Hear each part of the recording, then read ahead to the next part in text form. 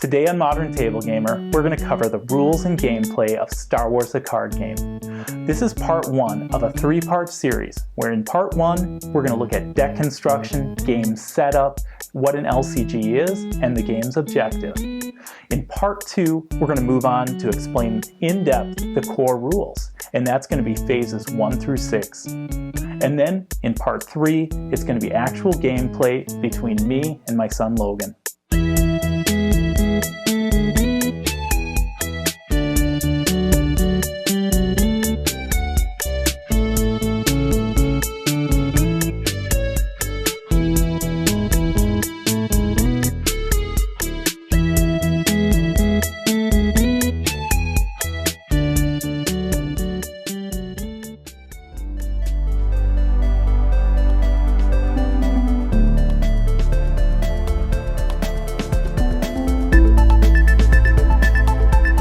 The Star Wars card game is a game where the theme shouldn't take much explaining. It's good versus evil, light side versus dark side, with rich theme from the movies and fictional universe. If you play the light side, which are the Jedi, Rebellion, and Smugglers and Spies, all you have to do is take down 3 of the dark side's objectives and you win. As the dark side, which consists of the Sith, Imperial Navy, and Scum and Villainy, your strategy is a bit different, as your goal is to speed up your Death Star doomsday clock for that disastrous day when it strikes 12. I like to think of this as something like the Imperials preparing and moving the Death Star to destroy the next planet or the Rebel home base.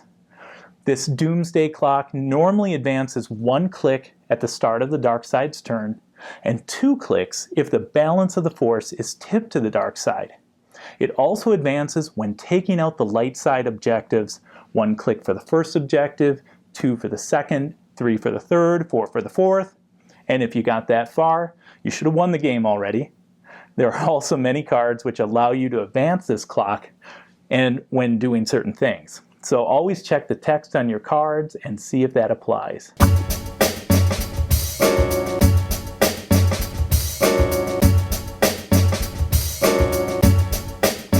So Star Wars the card game is an LCG.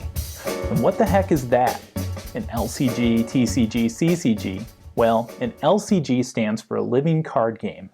And that means when you buy the core box, in that core box, you get the same cards as everyone else. There is no randomness to this, where you have to buy multiple boosters and starters just to get all the cards. Then, once a month, Fantasy Flight is going to release what's called a Force Pack, where you get 60 new cards, but again, in each Force Pack, the cards will be the same as everyone else's cards.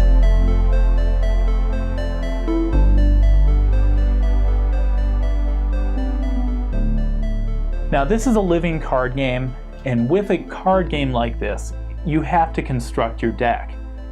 The way they do it in this game is a little different, and it's actually pretty cool. This is the first game that I've ever seen where we actually have groups of 6 cards called objective sets, which make up your deck.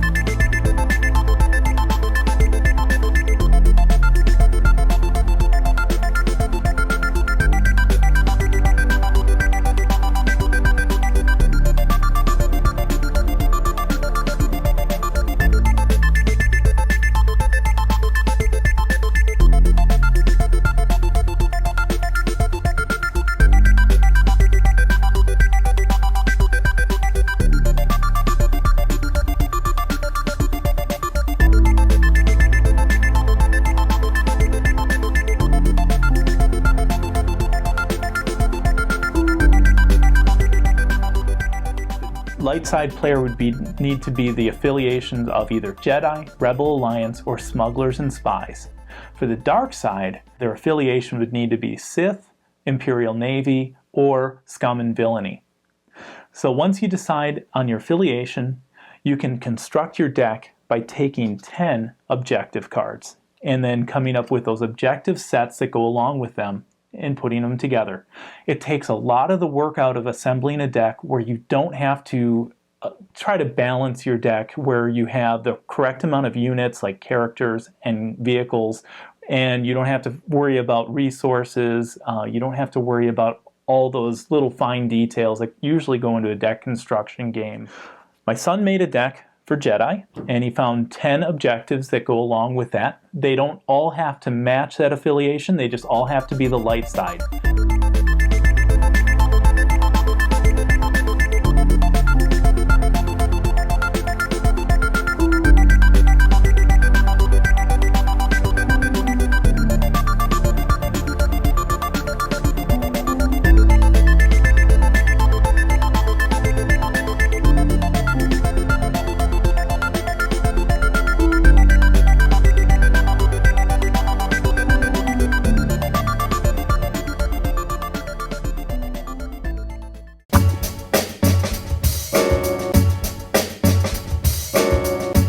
Now we have our damage tokens, our shield tokens, and our focus tokens. Our Death Star dial goes to 0.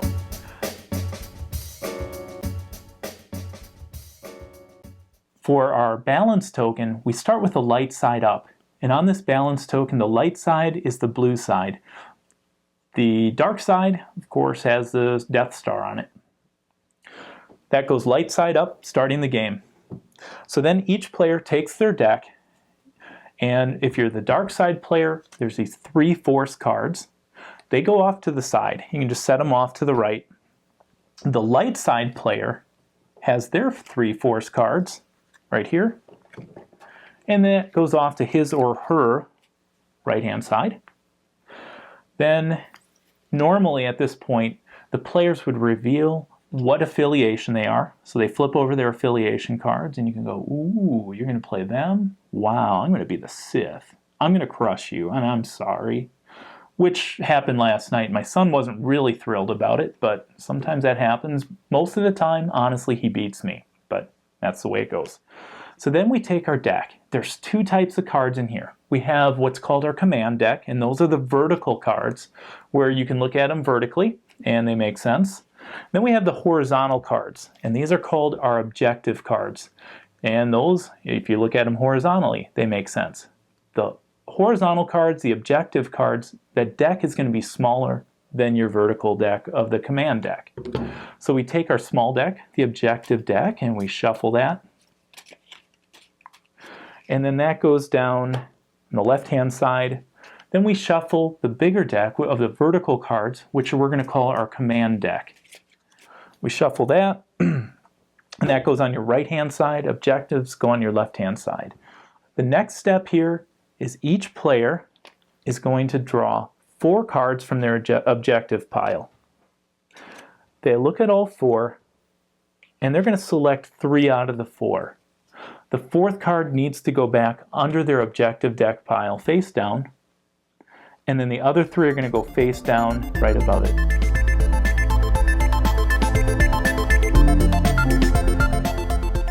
Then each player is going to draw 6 cards from their command deck. That's the bigger deck of vertical cards.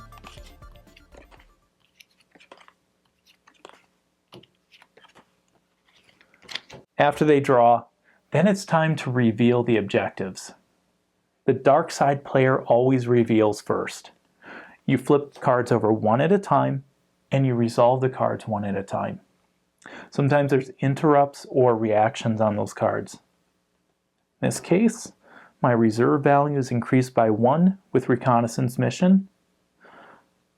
I have corporate exploitation and shadows of Dathomir. Those 3 flip over, really nothing to resolve there. Then the light side player flips over his or her 3 light side cards.